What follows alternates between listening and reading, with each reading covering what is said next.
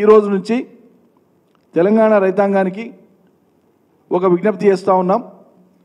మీరు అర్హులై ఉండి బ్యాంకులో రుణం పొంది ఉండి మీ పేరు మీద పట్టాదారు పాస్బుక్ కలిగి ఉండి అదే పట్టాదారు పాస్బుక్ మీద మీరు రుణం పొంది గనుక ఉంటే మీకు గనుక మాఫీ కాకపోతే ఇప్పటిదాకా అయినా 1,00,000 కానీ 1,50,000 కానీ 2 కేటగిరీలల్లా, ఎందుకంటే 2 లక్షలది వాళ్ళు వచ్చి చేస్తామంటున్నారు, రూపాయలకు తోడు అమెరికా డాలర్లు తీసుకొచ్చేస్తారేమో చూద్దాం.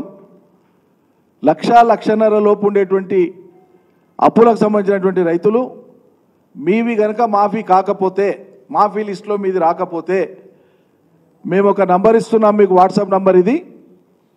ఇక్కడ తెలంగాణ భవన్ నుంచి ఎప్పుడు 2 అనుభవజ్ఞులైనటువంటి నాయకులు, ప్రజాప్రతినిధులు కానీ మాజీ ప్రజాప్రతినిధులు కానీ బాధ్యులైనటువంటి వాళ్ళు ఎప్పుడు ఉంటారు. ప్రతిరోజు 2 అందుబాటులో ఉంటారు, రౌండ్ ది క్లాక్ ఉంటారు. మీరు ఈ వాట్సాప్కు మీ లోన్ వివరాలు, ఏ బ్యాంకు, ఏ ఊరు, సర్వే నెంబరు, పట్టదారు పాస్బుక్ మీరు వివరాలు పెట్టండి. పెట్టడంతో పాటు మీ రిమార్క్స్ రాయండి. అక్కడ రాలేదా, ఎందుకు రాలేదు, వాళ్ళు ఏమన్నారు, ఈ వివరాలు తెలపండి. ఈ మొత్తం వివరాలను కలిపి మళ్ళీ మేము రాష్ట్ర ప్రభుత్వం వద్ద మాట్లాడతాం, చర్చకు పెడతాం. యథార్థాలు ఏంటో మొత్తం బయట సమాజానికి తీసుకొచ్చి చూపిస్తాం. ప్రత్యక్షంగా ఇక మాటలు అవసరం లేదు. వచ్చిన వాళ్ళు ఎవరు, రాని వాళ్ళు ఎవరు తెలుసుకుందాం.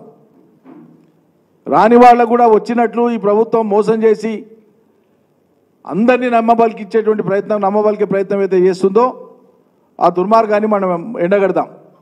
అందుకే రైతులారా, వచ్చినోళ్ళు సంతోషం.